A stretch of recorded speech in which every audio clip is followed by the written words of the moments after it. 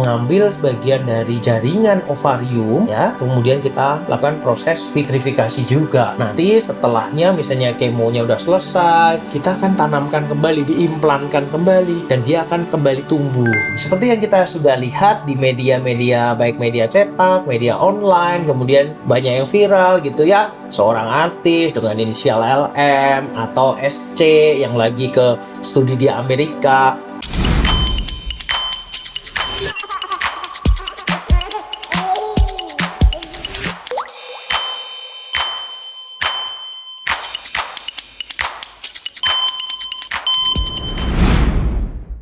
Usia 32 atau 34 tahun, karier lagi bagus-bagusnya, lagi nanjak-nanjaknya, kehidupan udah mulai stabil nih, ya, atau mungkin lagi sekolah lagi nih, ngambil S2 atau S3, ya kan? Tapi Anda belum menemukan pasangan yang tepat, atau mungkin pasangan sih sudah ada, tapi nunda nih untuk entar dulu deh, karena ini lagi bagus-bagusnya nih, karier, kehidupan, financial lagi bagus gitu ya. Pertanyaannya, kalau kehamilan ini kan bisa ditunda nih. Kalau sel telur, apakah juga bisa ikut menunggu? Nah, disinilah dimana alasannya egg freezing mulai ramai dibicarakan. Seperti yang kita sudah lihat di media-media, baik media cetak, media online, kemudian banyak yang viral gitu ya, seorang artis dengan inisial LM atau SC yang lagi ke studi di Amerika, rame-rame tuh waktu itu melakukan yang namanya egg freezing atau fertility preservation. Ini sesuai dengan studi yang dipublikasikan nih di American Journal of Obstetrics and Gynecology pada bulan Agustus 2025. Jadi dalam 7 tahun terakhir, jumlah wanita yang memilih untuk membekukan sel telur mereka meningkat hampir 4 kali lipat. Tapi di studi yang sama mengungkap fakta yang jarang dibicarakan, yaitu dari semua wanita yang membekukan sel telurnya, hanya sekitar 5,7% per 100 orang yang benar-benar kembali menggunakannya. Tapi jangan salah paham, apakah egg freezing ini gagal? Tentu saja tidak. Nah, disinilah kesempatan saya akan mencoba mengulas dari data-data tersebut, dari angka-angka tersebut. Kemudian kita akan juga bahas kapan waktu terbaiknya, bagaimana prosesnya, dan untuk apa saja yang bisa kita gunakan dalam proses preserve fertility. Bersama saya Dr. Agus Herianto, saya seorang dokter spesialis kandungan dengan konsultan fertilitas dan endokrinologi reproduksi. Ya, di video kali ini khusus saya akan membahas tentang segala sesuatu tentang egg freezing ya, fertility preservation ya, yang mungkin dibutuhkan bagi orang yang mungkin memang membutuhkan, misalnya terkena cancer yang harus melakukan kemoterapi, radiasi, atau juga social freezing yang dilakukan banyak seperti yang tadi disebut di awal, banyak public figure atau intelektual yang memang mengejar karir, mengejar kemapanan finansial, tapi waktu tidak bisa diulang. Makanya ini menjadi suatu solusi yang layak kita perbincangkan, dan saya akan memandu di video ini dengan data-data, dengan angka-angka seperti biasa yang akan saya ambil dari jurnal-jurnal yang ada untuk membantu Anda mengetahui tentang egg freezing. Dulu penggunaan istilah egg freezing ini seringkali berkaitan dengan pasien-pasien yang memang membutuhkan yang disebut dengan mempreserve alias mencadangkan kesuburannya. Biasanya dulu digunakan untuk pasien-pasien yang mengalami cancer. Di usia muda kena cancer, dia harus dilakukan kemoterapi, dia harus dilakukan radiasi yang bisa mungkin akan merusak ovariumnya dan membuat peluang kesuburannya di kemudian hari menjadi turun drastis. Maka dari itu dicarilah berbagai macam cara untuk bagaimana kita bisa mempertahankan peluang kesuburannya yang mungkin suatu saat akan dibutuhkan bagi pasien ini. Sekarang konteksnya meluas, bukan hanya orang yang terkena cancer yang harus menjalani kemoterapi atau radiasi saja yang memakai preserve of fertility ini. Jadi ya, ini ada orang yang ingin menunda kehamilan atau dia menunda menikah, bahkan ya memilih karir, studi atau apapun. Data ini dibukukan ya. Jadi di Amerika sana memang terjadi peningkatan yang cukup signifikan. Seperti data dari Co-Fertility ini mencatat siklus egg freezing di Amerika Serikat ini naik hampir sekitar 40% dari 2022 ke 2023. German IVF Registry juga melaporkan ribuan siklus social freezing dengan usia rata-rata pasien sekitar sekitar 35 tahun. Poin pentingnya di sini bukan bahwa semua perempuan ini harus dilakukan egg freezing di usia 30-an. Justru topik ini menarik untuk kita bicarakan dalam kalau seseorang tersebut merasa membutuhkan untuk menjawab keraguan yang muncul di dalam dirinya, dan itu sangat relate sekali dengan kondisi kita di Indonesia. Ya, seperti kita tahu, karena rencana hidup mungkin bisa saja berubah, tapi kita tidak bisa mengulang kembali waktu, dan waktu itulah yang sangat krusial bagi seorang wanita. Untuk memahami kenapa fertility preservation ini sangat penting, kita harus tahu dulu bahwa secara biologis sel telur dari seorang wanita itu akan mengalami penurunan yang memang tidak bisa dihindari, baik jumlah maupun kualitasnya. Wanita ini sudah dibekali dari sejak dia terjadi pembuahan, kemudian dari sejak di dalam kandungan, kemudian lahir sudah mengalami degradasi, saat pubertas sudah makin turun lagi, sehingga akhirnya seorang wanita yang setelah dia pubertas itu akan mengalami berbagai pengurangan dari sel-sel telur, cadangan sel telur. Ini seringkali kita mengevaluasi nih dengan melakukan pemeriksaan AMH atau anti Mullerian hormone. Nah, atau juga dilakukan USG transvaginal untuk melihat antral follicle count Kemudian ini sebuah tinjauan ilmiah yang dituliskan oleh Brewer dan tim. Ini dipublikasikan di jurnal Human Reproduction Update di tahun 2014. Ini bahwa kadar AMH ini menurun secara konsisten seiring dengan bertambahnya usia, dan penurunannya mulai di antara usia 33 tahun dan akan turun secara curam di atas 35 tahun. Yang lebih penting lagi daripada sekedar jumlah adalah kualitas kromosom dari sel telur itu sendiri. Seperti suatu studi yang dikemukakan oleh Franasiak dan tim, ini dipublikasikan di Jurnal Fertility dan Sterility di tahun 2014. Di sini menganalisis lebih dari 15.000 embrio dan ditemukan bahwa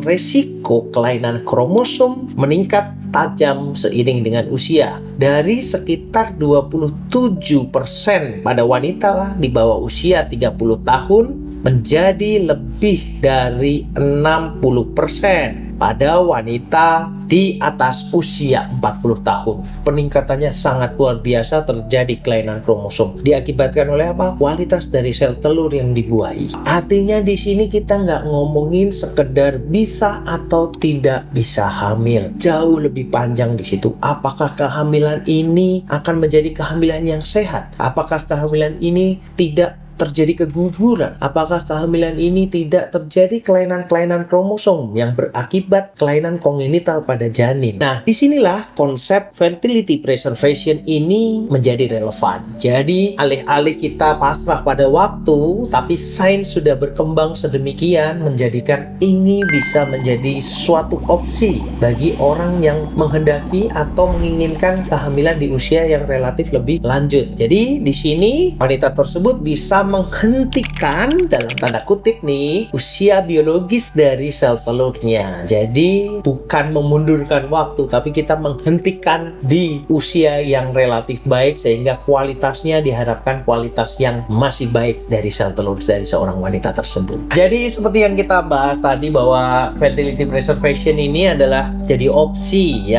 untuk menjaga peluang seseorang untuk memiliki keturunan atau memiliki anak. Berdasarkan pedoman resmi dari Esri, selalu saya akan mengutip Esri karena ini mbah gurunya kita yang diterbitkan di jurnal Human Reproduction Open pada tahun 2020. Ada 3 metode utama yang paling umum digunakan untuk fertility preservation. Yang pertama adalah oocyte cryopreservation atau pembekuan sel telur. Sel telur ini kita akan stimulasi mirip-mirip dengan proses bayi tabung Jadi dilakukan stimulasi, kemudian dari hari ke hari, kemudian dilakukan maturasi atau pematangan, yang kemudian kita lakukan panen dari sel telur tersebut atau ovum pick up. Pasien dibius, diambilin sel telurnya, kemudian sel telur ini akan diolah dibersihkan, terus kemudian dirawat di laboratorium, dikasih medium yang baik, dan dia akan dibekukan. Metode pembekuannya juga melalui metode khusus, namanya adalah vitrifikasi. Jadi ini diturunkan suhunya secara cepat, jadi biar tidak sampai terbentuk kristal es, karena kristal es tersebut bisa juga merusak kualitas dari sel telur yang akan kita simpan. Ini metode yang cukup sering digunakan. Kenapa? Karena tadi yang saya sebut untuk social preservation ini ya, social egg freezing ini, biasanya wanita kan pasti dia memilih karir, memilih studi, alias belum ada pasangannya. Jadi yang disimpan adalah sel telur dari wanita tersebut. Nah, yang kedua ini mirip. Ini kita pembekuan embrio. Bedanya kali ini kita menghadapi pasangan yang mungkin ingin menunda dulu memiliki keturunan, tapi mereka berdua sepakat bahwa mereka ingin suatu saat hamil, suatu saat memiliki anak atau memiliki keturunan, tapi not now, karena mungkin masih studi lah, karena mungkin finansialnya masih belum stabil lah, atau ada proyek-proyek yang mereka harus kerjakan misalnya. Jadi kita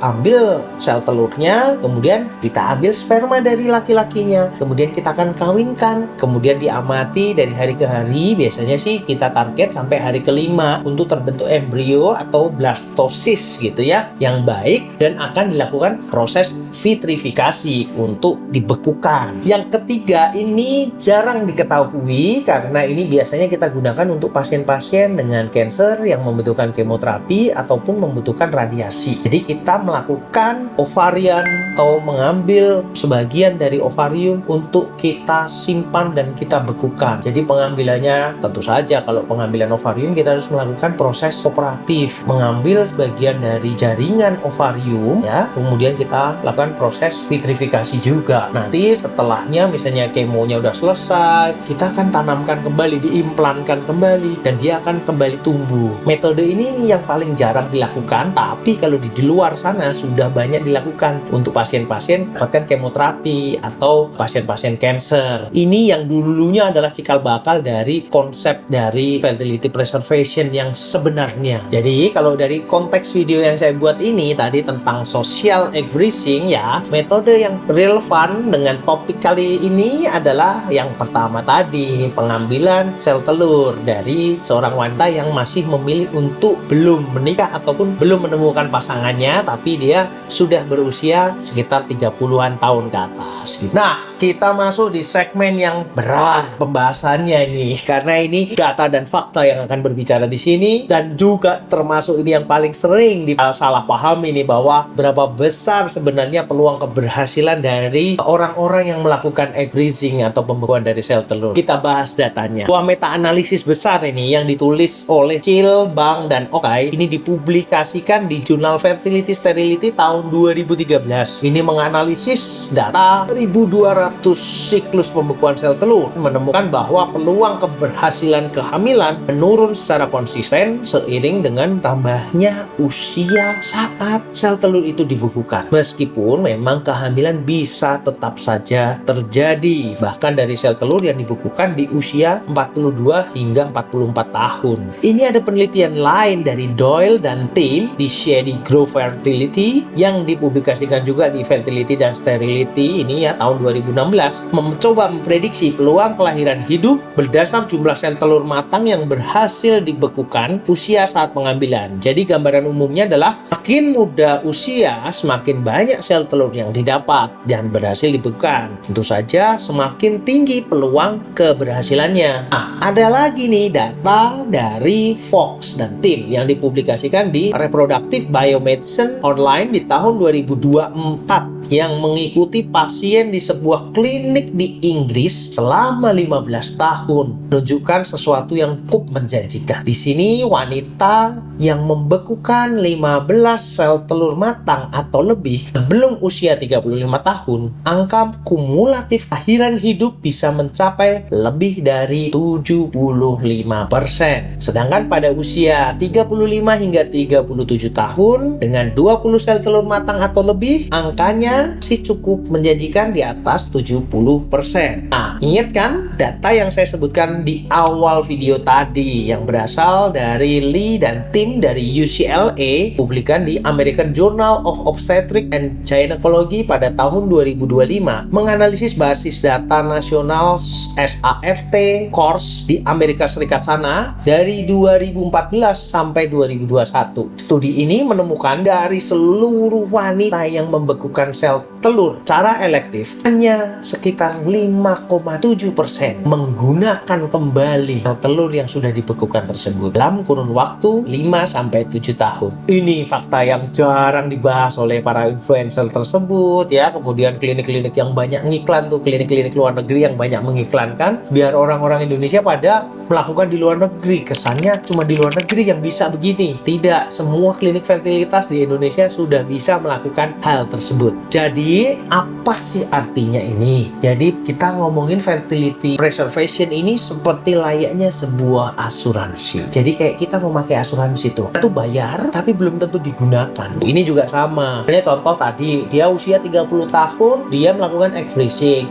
Ternyata tahun depan udah ketemu jodoh, nikah, hamil secara alami. Otomatis dia tidak menggunakan sel telurnya yang sudah dibekukan karena dan pasangannya mampu. Tapi kan ada juga yang dapat jodoh atau dapat jodoh nggak langsung hamil sampai usianya ternyata misalnya dia menikah udah umur 33. 2 tahun mengalami infertilitas. Gitu udah mau periksa ternyata AMH-nya sudah rendah atau sel telurnya udah dikit. Nah, itu kan mempersulit peluang terjadinya peluang INSEM, peluang IVF juga kan mungkin menurun. Nah, dia bisa menggunakan sel telur yang mungkin sudah disimpan dia waktu umur 30-an tahun, sel telur yang masih jumlahnya cukup banyak, kualitasnya bagus. Nah, ini kan kayak asuransi aja sebetulnya. Makanya di data itu kan hanya sekitar 5,7%. Berarti yang berhasil 5,7% bukan, tapi yang memakai Bali. Ya mungkin yang nggak pakai gimana dok? Apakah ya mungkin dia yang tadi saya ceritakan ketemu jodohnya tahun depannya menikah langsung terjadi kehamilan secara alami, ya dia nggak usah membuahi osit yang dia sudah simpan gitu ya. Nah, sekarang pertanyaannya, kapan sebaiknya saya mempertimbangkan untuk melakukan hal tersebut, dok? Nah, di sini nih, lihat nih, ada pedoman dari Practice Committee terbitkan di Jurnal Fertility Sterility 2021 nih. Secara umum hasil terbaik itu didapatkan ketika pembekuan dilakukan sebelum 35 tahun. Jadi kalau dilakukan sebelum itu, harapannya baik jumlah maupun kualitas diharapkan masih bagus, masih mumpuni gitu ya. Tapi bukan berarti udah di atas itu udah nggak guna, nggak juga. Jadi kalau memang atas usia 35, tentu saja yang kita harapkan adalah kualitas maupun kuantitasnya nggak bisa kayak yang lebih muda, tapi kita tetap lebih baik daripada dia simpan lagi nanti di usia 40 tahun, 42 tahun pasti akan lebih sulit lagi. Tentu dengan berkaitan dengan kemampuan finansial, kesiapan dan lain sebagainya untuk melakukan freezing atau fertility preservation ini ya. Sekarang siapa saja sih